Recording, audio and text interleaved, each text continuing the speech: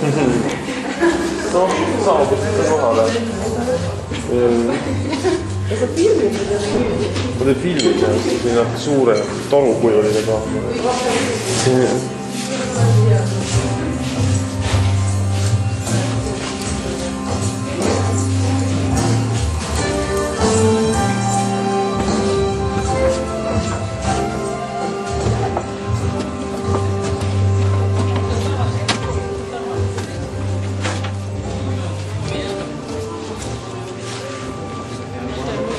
Väikse nädalga, ma ei tea, kuidas seal on.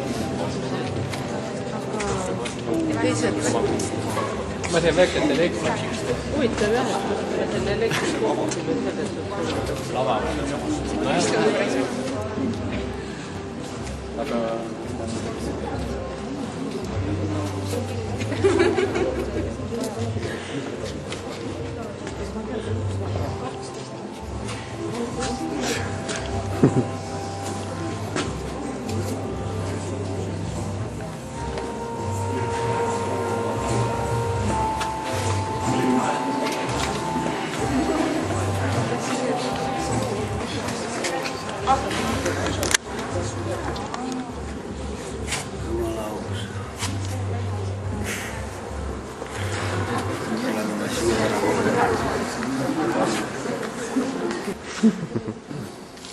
ja hoiame kõiki taha. Väiksed lapsed. Aga täna mängis üks mees ülikoolis Täila ja tervistele. Kaudaamus igitu juurde Nestori suunas. Ühe oma looga rohele.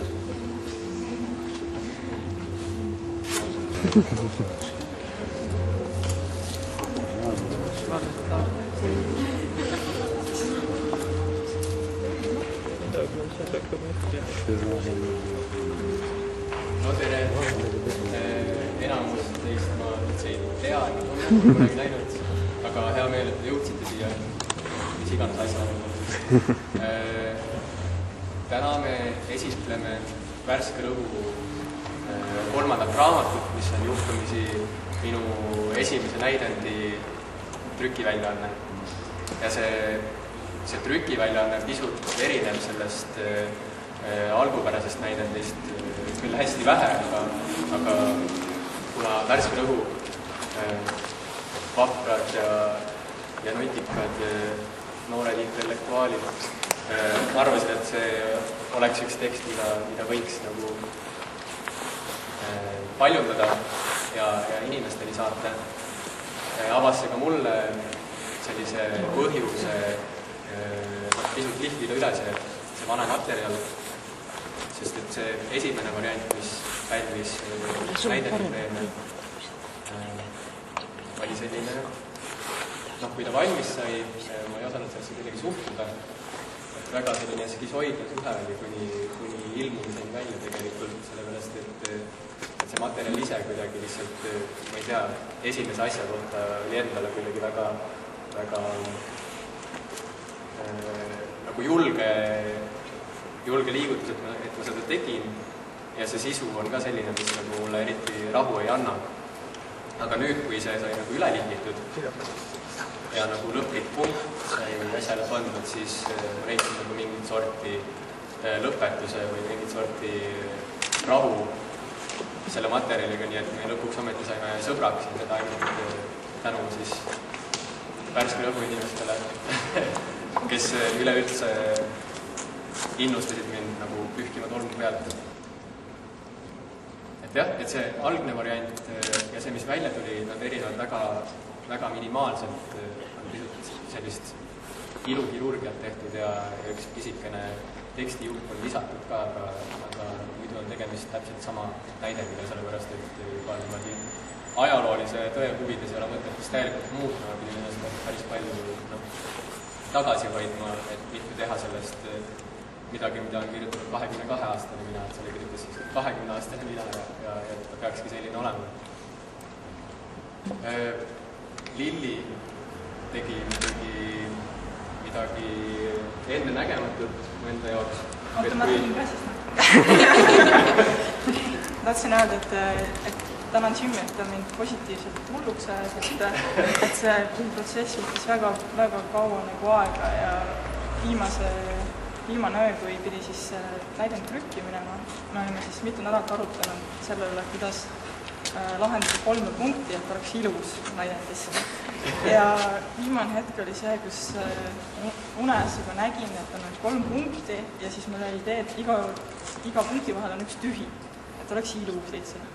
Ja unes oli, et esimese ja teise vahel oli tühik, aga teise ja 3. vahel oli 75% tühikut, aga mitte päris. Ja siis ma üritasin seda tühikut sinna sisse lüüa, aga ei läinud. Ja siis see oli nagu košmaarne une, nagu, et ma lõpuks ärkasin ülesse, õnneks see ainult uni. Et ma ei vaatanud kunagi tühikuid ja kolmikpunkte raamatutes nii nagu kunagi varem. See ongi kõik tekstid, mis pärast seda näidendiga töötamist on kuidagi silma alla sattunud iga kord, kui ma näen 3 punkti, siis ma vaatan, et kuidas see tehtud on. Sest et mõnes raamatus nad on ilma tühikuta. Ja mõnes raamatus on nagu pisike tühik ja nad on nagu eraldi muudest sõnadest ja mõnes on niimoodi, et on tühikud igal pool punktide ümber ja nad nagu seovad kokku neid lauseid või siis, et ei ole vahesid ja on lihtsalt nagu sõnad vahel. Need on nagu sellised asjad, millega hakatakse tegelema siis, kui antakse välja raamat oma tekstiga, täiesti sellised ootamatud seiklused, mis võib-olla ei kõlagi nii seiklusika ja sõnadesse panna. Ja Lilli tegi litograafiliselt siis need illustratsioonid veel remixis ümber ja tegi suuremalt sinna galeriisse, nii et minge imetlege neid ka. Sellepärast, et minu jaoks küll see, mis Lilli tegi, põhjendas ka ära tegelikult selle näidendi väljaandmise, et kuivõrd mul endal just enne ka oli nagu niivõrd murelik suhe selle looga, siis ma ise ei oleks kunagi võtnud ette ja ei oleks hakanud midagi nagu seda väljaandmist üldse ajama, või vähemalt mitte nagu nüüd kohe.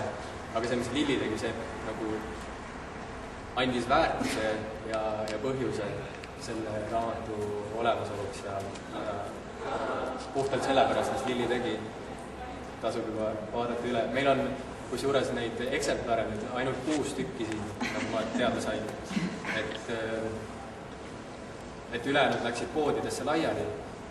Nii et pärast seda, kui ma siit väikse loo ette loen, ma arvan, et te peaksite siis, ma ei tea, valima välja enda see. Need, kes kõige vähem tahavad hiljem minna raamatupoodi ja tahavad näidendit kohe siin saada, siis avaneb võimalus need 6 väga haruldast eksemplari endale lunastada. Aga mõtlesin, et ei hakka nagu näidendist midagi ette lugema, et leidsin arvutist hoopis või ei leidnud, otsisin üles ühe väga vana loo, mis on ilmselt elu esimeste 2 novelli seas võib-olla. Ma ei mäletagi, kas oli nagu päris esimene või teine ja see on selline mingisugune muinasjutulik lugu, mis ma kunagi kooli jaoks kirjutasin, kirjandustunni jaoks. Nii et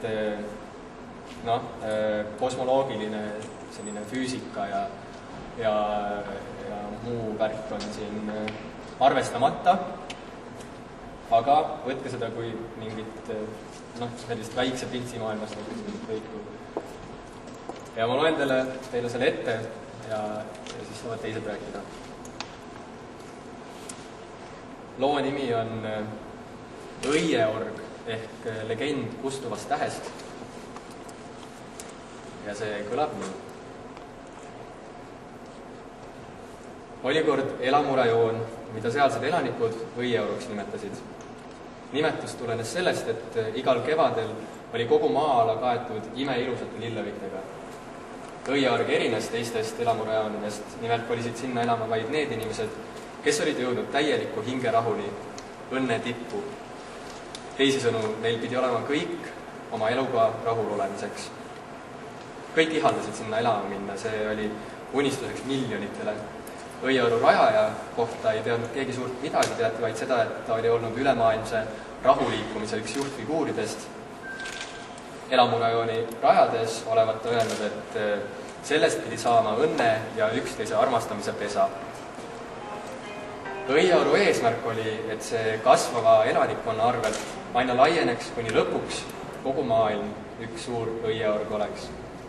See pidi tagama igavese rahu, õnne ja harmoonia. Kuigi õieoru elanikud ajast ei hoolinud, elasid nad üks päev korraga ja nautisid igat hetke eludest, käisid nad siiski ajaga kaasas. Neile polnud sugugi võõrad mõisted nagu teadus ja tehnika. Ka õieorus toimus kiire tehnika areng, kuid see oli inimeste eluga niivõrd tasakaalus, et ei häirinud absoluutselt tavapärast elurütmi ja täielikku harmooniat. Kui õnnepesa rajamisest oli möödunud umbes 7000 aastat, oligi selle eesmärk saavutatud. Kogu planeedist oli saanud õieorg. Maailm, mis oli lõpuks ometi vaba kurjusest, vägivallast, piinadest, pahedest ja vihkamisest. Kunagine unistus täiuslikust maailmast muutus reaalsuseks. Peagi märgati, et planeeti juba miljardeid aastaid enne õieoru teket valgustanud ja soojendanud tähega Iliesoniga on toimumas muutused. Algul ei osanud keegi täpselt öelda, mis toimumas oli, selle välja selgitamiseks alustati uuringuid ning peagi tehti kõigile teatavaks, et vana täht Ilieson on kustumas. Hoolimata sellest, et tähe täieliku kustumiseni veel sajandeid aega oli, valdas õieoru elanike paanika. Kõik teadsid, et tähe kustumine tähendas lõppu ka õieorule. Niisiis asusid teadlased tulevaste põlvkondade nimel katastroofi vältimiseks välja töötama plaani. Möödusid aastakümned, kuid teadlaste töö ei kandnud vilja, aeg ainult vähenes ning töökoormus suurenes. 2 sajandi möödudes oli sellest välja kujunenud eraldi teadusharu, mille tarbeks rajati eri ülikoole. Paljud teadlased pühendasid oma elud lahenduse leidmisele, surres siiski lahendust leidmata. Pärast sajandite pikkust tööd suudeti välja töötada üliohtlik kemikaal, mis pidi päästma õieoru hukust. Plaan oli toota seda kemikaali teatud hulk ning saata see rakettidega Iliesonile lähimaile planeedile, Tantrumile. Tantrum, mis Iliesoni läheduse tõttu täielikult elamiskõlbmatu oli, pidi reageerima kemikaaliga, muutudes mõne ajaga lõõmavaks tulekeraks. Teisisõnu oli see kemikaal võimeline muutma planeeti täheks ning teadlaste eesmärk oli muuta hiidplaneet Tantrum uueks Iliesoniks. Oma võime tõttu pandi kemikaalile nimeks täheläide. Algas massiline täheläite tootmine. Tehaseid rajati kõikjale, et kiiresti vajalik kogus kemikaali toodetud saaks.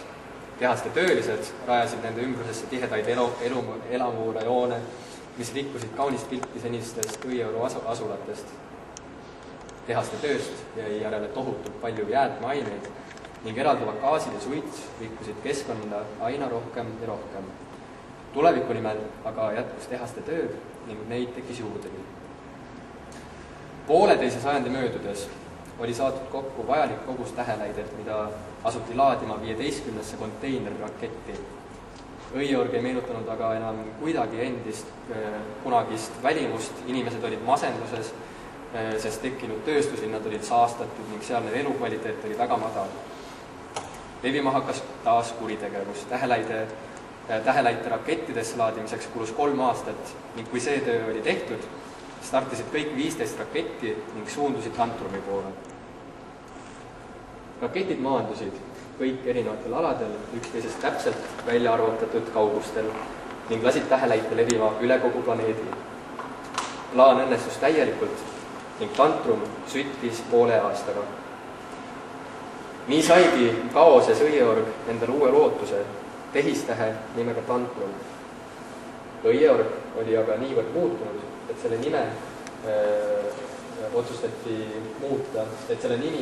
muuta ning inimesed koondusid elama erinevatele aladele, kuna kadunud oli ühtekuuluvustunne ning sagenenud konfliktid inimrühmade vahel. Planeedi elu killustus, tekkis ebavõrdsus. Kunagisest õieorust jäi järele vaid üks väike park, mille keskel oli marmorist mälestustahvel. Selle peal oli graveeritud kiri tulevaste põlvede õnneliku elu nimel. Et selline lugu, see on väga ammu kirjutatud kuskil kooli ajal. ja selle ma kaevasin enda arvutist välja, et täna siin ette lugedes mõneti nagu sobis, mõtlesin. Ma ei tea, mis sobis või oli sobis.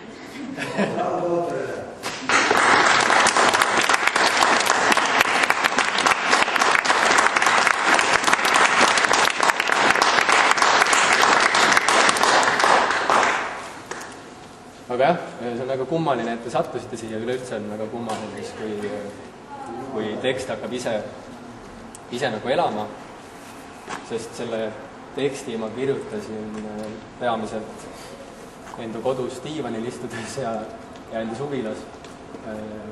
Samal ajal, kui sõber vaatas kõrval telekat näiteks. Ja et nüüd me oleme siin. Et ma ise küll jah, igal juhul. Tähendab, tahtsin öelda seda, et minu jaoks on see näidend nüüd valmis ja ma arvan, et see näidend ise on valmis nüüd päriselt nagu inimeste silme alla jõudma. Nii et hea meel, et te tulite ja ma loodan, et te vaatate selle teksti üle ja saate osa ka Lilli kunstist, mida saab endale igaveseks taskusse ammutada ka sealt samast raamatust, mida küll paraku, nagu ma ütlesin, on ainult 6 eksemplari siin, aga vaadake raamatupoodides ringi või siis Värske Rõhu kodukalt, keegi kindlasti aitab teid, kui te teete kontaktid sealt. Siin on ka Värske Rõhu inimesi, keda saate piirata pärast. Ja aitäh kõigile, ma paluks võib-olla kõik Agne ja Lilli ja tulge kõik siia ette, kes te nüüd põhjustasite selle väljaande. Sest see ei olnud absoluutselt minu initsiatiivil, need on need inimesed, kes tegid selle raamatu. Lauri tuleb. Kus sa Lauri? Et lihtsalt, et ma saaks aplodeerida teile.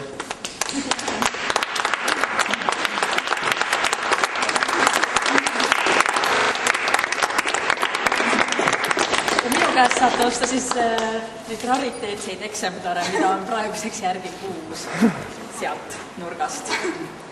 Aga paar sõna ütleks veel, et kuna tegemist on selle aasta Prima Vista festivali eelüritusega, siis tänane õhtu näitab nii hästi seda, kuidas sõna saab teoks. Ja mida see tähendab, seda saate teada maikuus.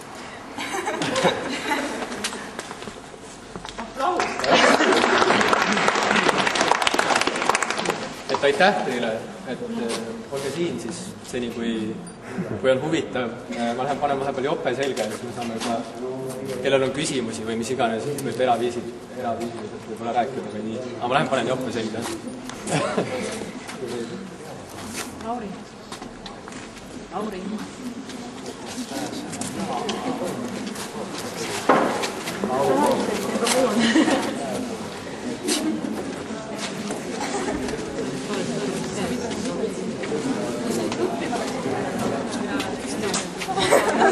Okei, seal on siuke peenad.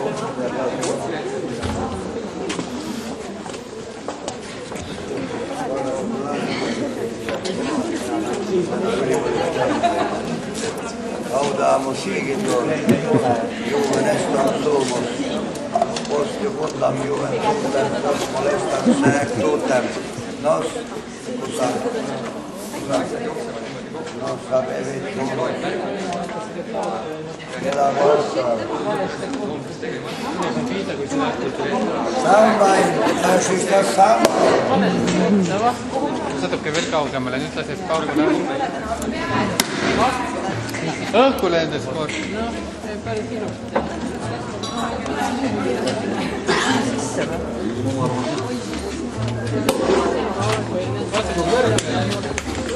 Nii kõrgele.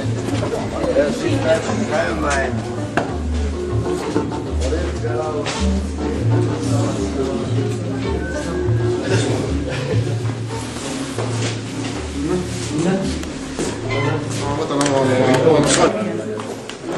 Ka sina on artist.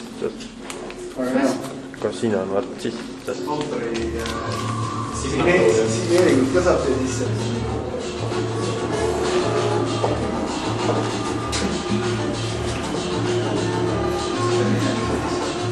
Ei päästä yhdellä.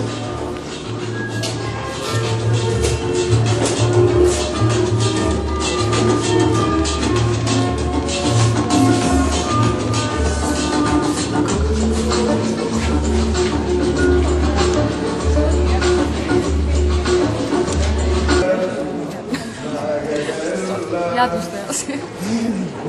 mis ajast sa seal oled?